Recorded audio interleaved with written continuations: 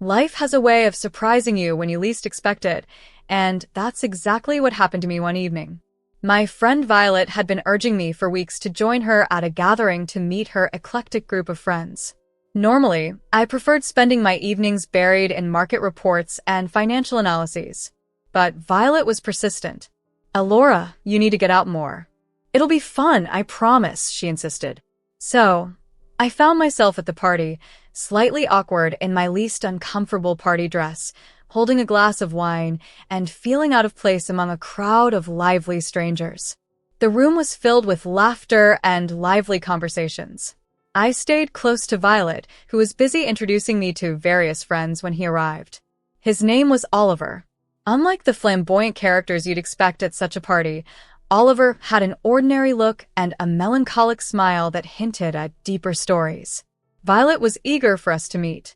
"You just have to meet Oliver," she said, pulling me through the crowd. There was something immediately relatable about him. Perhaps it was his genuine warmth when he spoke of his daughter, Harper, or his openness about being a widower. We eventually found ourselves separated from the crowd, sitting on an absurdly large couch. "So, Violet tells me you're into stocks, Wall Street and all."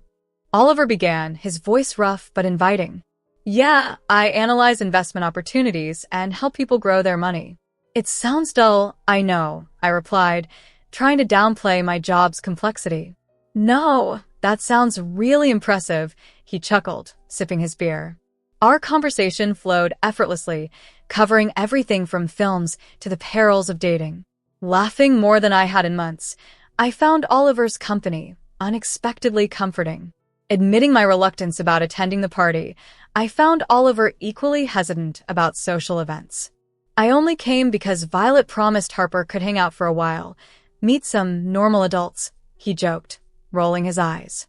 As he talked about Harper, his eyes lit up. "She's something smart, kind, and a bit too cheeky for her good," he shared with a proud grin. His love for her was evident and touching. As the party wound down, I realized I didn't want our conversation to end. Oliver was like a refreshing change from my usual routine. On a whim, I suggested, maybe we could grab a coffee sometime? Talk more about market trends, or just anything else. To my delight, he smiled warmly. "I'd like that," he replied. It had been a while since he had something to look forward to. Soon after, I met his daughter Harper, and she was indeed as delightful as Oliver had described. That evening, what started as a reluctant attendance at a party turned into the beginning of a beautiful new chapter in my life. Our friendship blossomed quickly, much to her father's delight, and that simple connection deepened into love. After Oliver and I decided to get married, we both agreed on a simple ceremony. There were no extravagant gowns or lavish venues, just the two of us, my family, and Harper, who were bursting with excitement. The day was simple yet perfect, marked by genuine smiles and a few tears of joy. After moving into Oliver's house, I was eager to make the space feel like it belonged to both of us. Transitioning to working from home was a change my boss supported, allowing me to spend more time with Harper. I'd pick her up from school, and we'd talk about everything from her day to what she learned in ballet class, a routine that quickly brought us closer. She even started calling me Mom, a title that warmed my heart each time I heard it. Transforming our house into a warm, inviting home became my new passion. However, a few months into our marriage, I began to notice subtle changes in Oliver's behavior. His casual comments about the meals I cooked becoming either too bland or too salty were the first signs. "Elora, what's this supposed to be?" he'd ask, eyeing a casserole I'd spent hours preparing. "It's dinner, but since you're channeling Marco Pierre White, maybe you'd like to cook tomorrow?" I'd reply lightly, trying to keep the atmosphere friendly. He wouldn't take up the offer, and instead, the critiques intensified. Next, he started making remarks about my appearance. "Babe, when did you last hit the gym? You're looking different," he mentioned offhandedly one evening, his gaze making me feel scrutinized and diminished. "Guess I've been too busy being a stepmom and working from home, but thanks for the heads up," I retorted, the sting of his words sharper than I anticipated. Through it all, Harper was my beacon of hope. Our bond remained strong, unaffected by the growing strain between Oliver and me. "Mom, "Can you help me with my homework?" she would ask with those trusting, bright eyes. "Of course, sweetie. Let's tackle it together," I would respond, thankful for the normalcy and comfort her presence brought. As Oliver and I grew apart, Harper and I remained inseparable. I cherished our little chats and her ballet recitals, finding solace in these moments. Despite my efforts to keep our home a haven, Oliver's dissatisfaction seemed to permeate every aspect of our life together.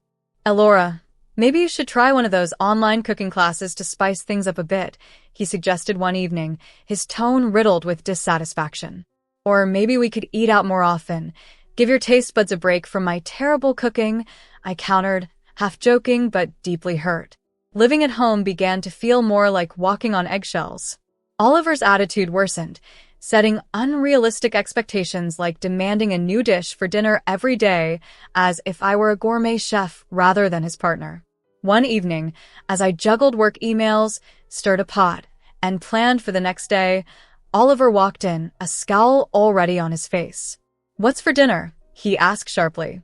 "I'm trying something new I found online. Thought we could use a little variety," I replied, striving to keep my tone upbeat. He just grunted, peering over my shoulder. "Doesn't look very appetizing," he muttered, his continual dissatisfaction casting a shadow over our home life.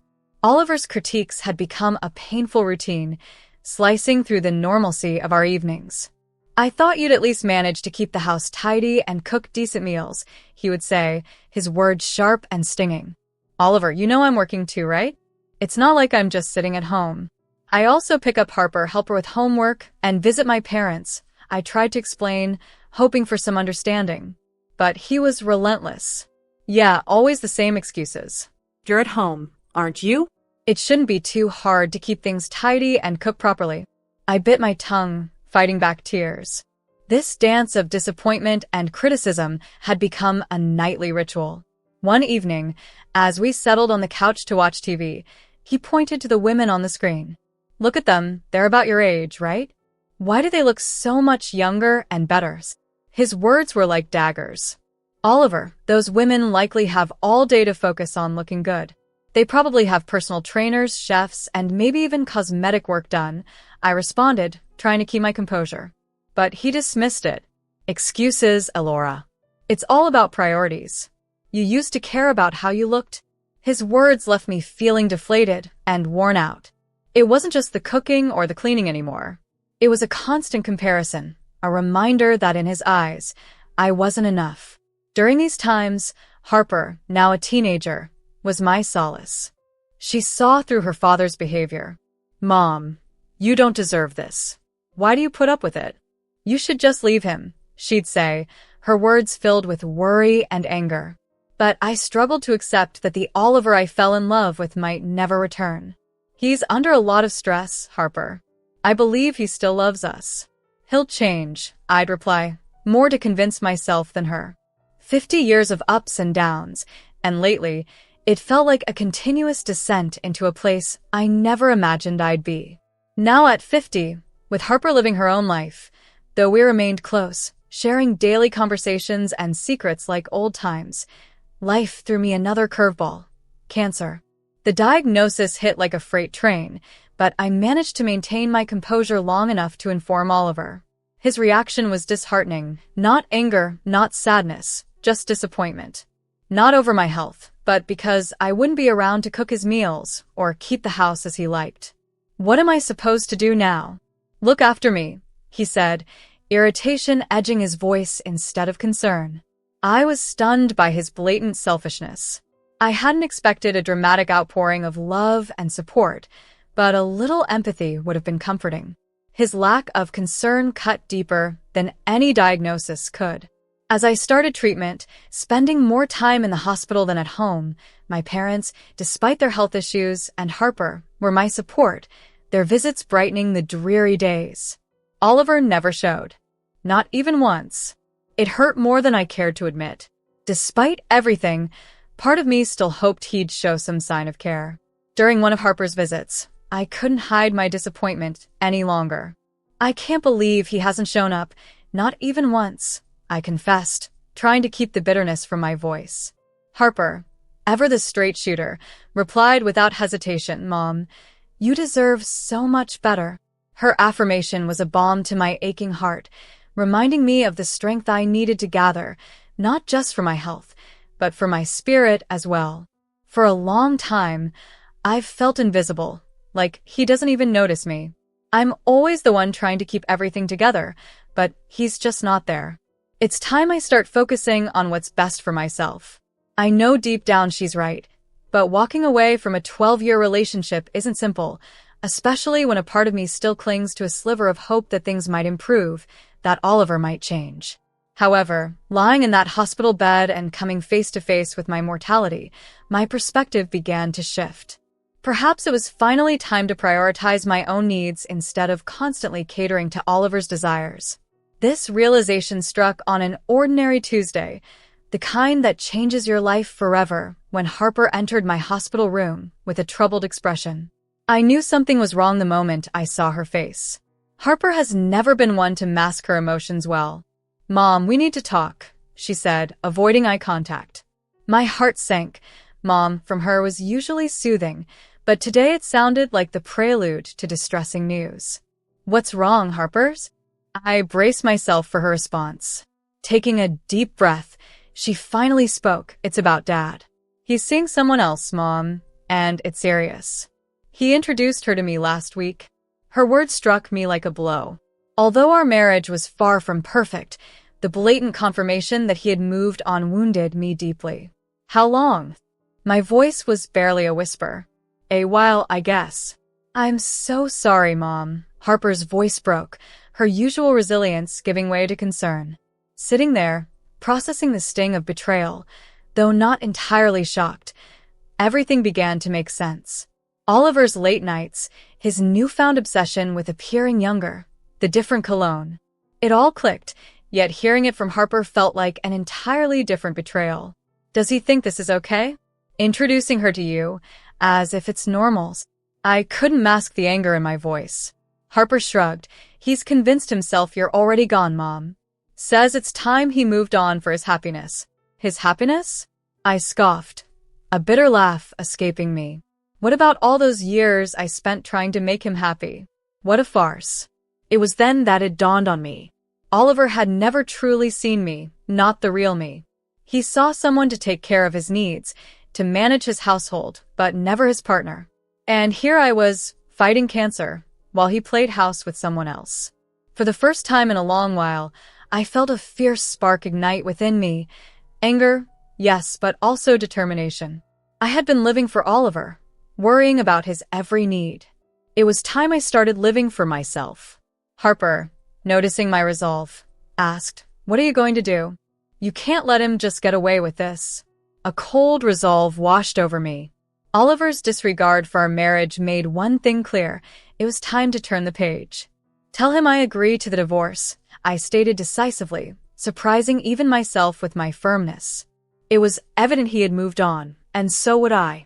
As Harper's eyes widened in surprise, I nodded firmly. "Yes, just like that. He thinks he can easily replace me? Well, he can try. But he'll realize the mistake he's made, not immediately, but eventually. He'll understand the value of what he discarded." Harper rose to her feet, her earlier worry morphing into steely determination. "I'll let him know. And Mom, we're going to get past this. Forget about his silly fantasies of a youthful fling. You're priceless." Her spirited resolve strengthened me at that moment. Faced with cancer and a failing marriage, I knew the road ahead was daunting. Yet I wasn't facing it alone. I had Harper. Together, we were an unstoppable force.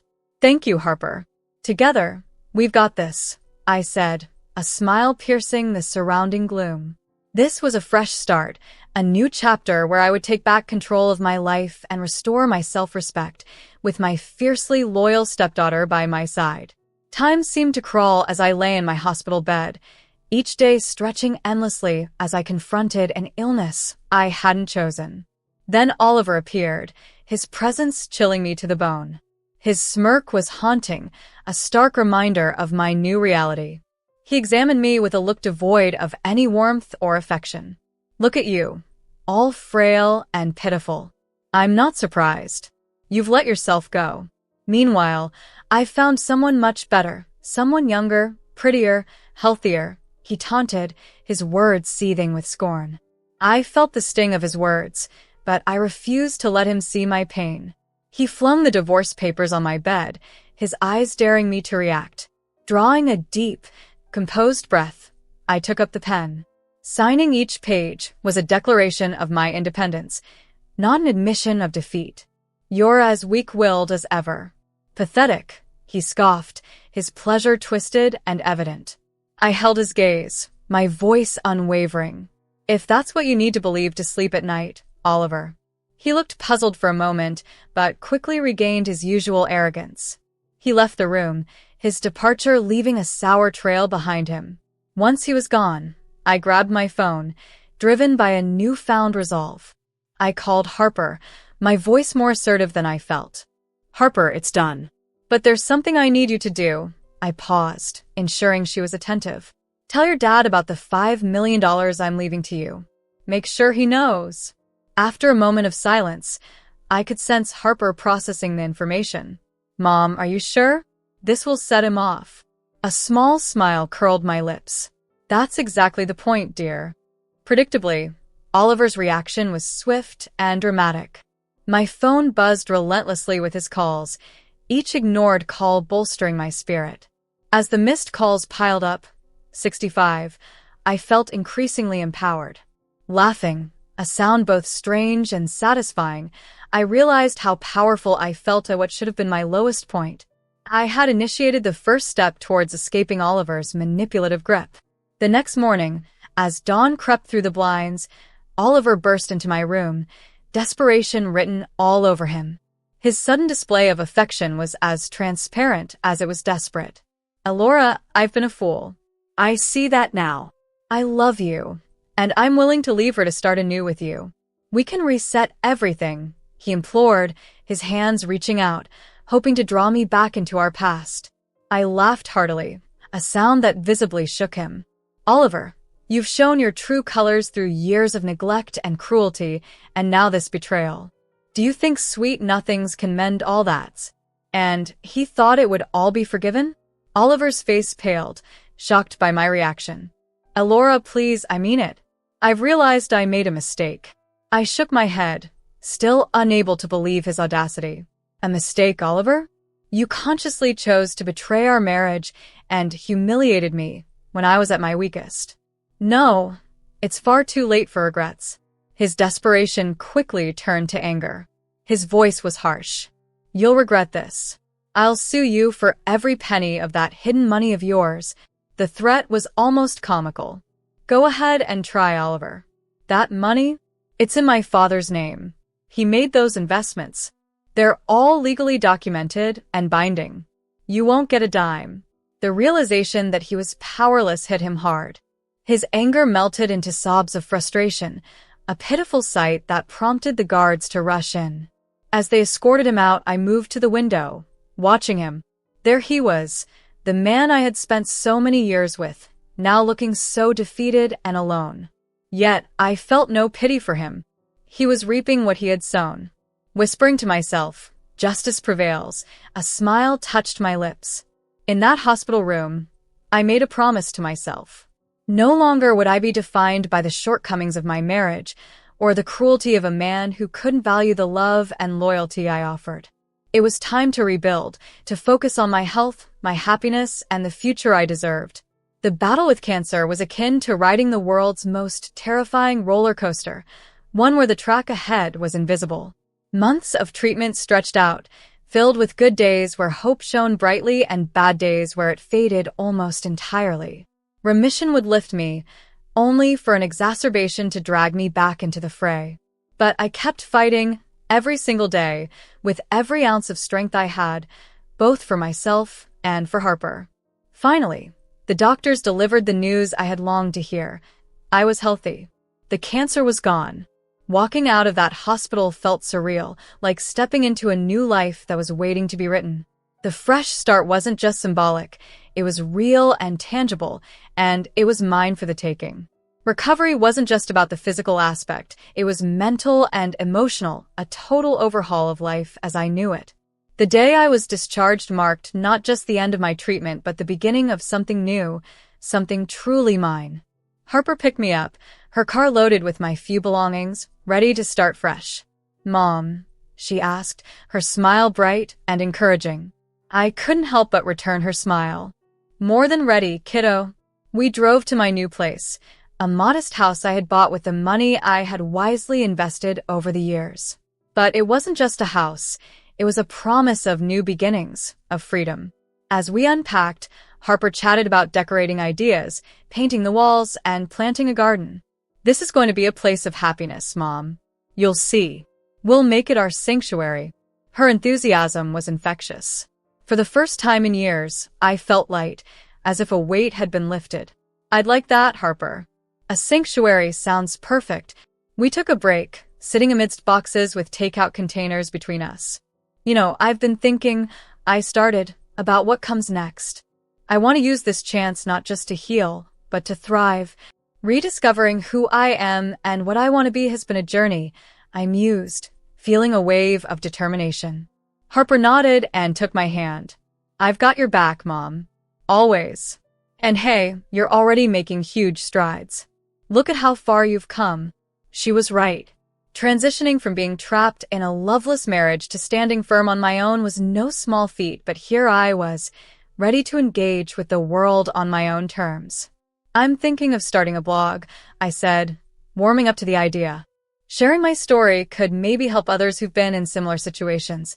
"That's an amazing idea." Harper's eyes sparkled with enthusiasm. "You've got so much wisdom to share, and you're pretty badass, I laughed, the sound bright and free. "Thanks, Harper. I guess I am, aren't I?" And with that newfound confidence, I launched my personal blog. It became a space where I detailed my battle with cancer and my steps toward independence. People responded in the comments with support and shared their own stories. It was both touching and reassuring to connect with others this way.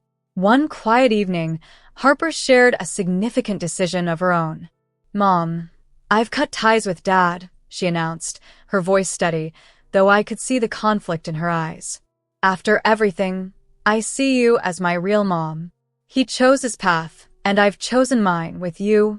Hearing her call me Mom in that context, understanding the depth of what it meant, filled me with a profound mix of pride and sorrow. Sorrow for the broken bridges in her life, but pride in her courage and the strong bond we had forged. "Harper, there's something I've been meaning to tell you," I said, taking her hands in mine. "When the time comes, I'll be leaving everything to you. The house, the $5 million, all of it. You're my family, my future." Harper looked at me, tears brimming in her eyes, but a smile breaking through. "I don't need any of that, Mom. Just having you is enough. But thank you for everything." At that moment, any lingering shadows from our past faded away. We were family, bound not by blood but by choice and by love. As we looked ahead, the future wasn't just a blank page. It was a canvas waiting for us to fill it with colors, with life. This wasn't just about survival anymore. It was about thriving, painting a new, vibrant path together.